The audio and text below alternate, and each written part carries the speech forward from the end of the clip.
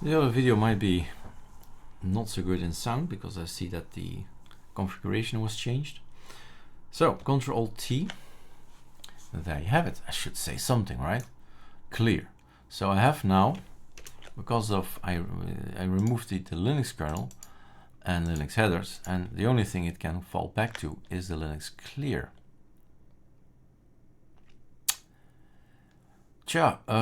I suppose it's just about testing, right? Is this good for my machine? Yes, no, I don't know. But this is, and that's important, the ArcoLinux one. I've put on my desktop the one I've built myself, right? So let's open up another one. What I'm gonna do is get rid of that one and get my own one in. So it boots, right? So ArcoLinux AOR works on my machine.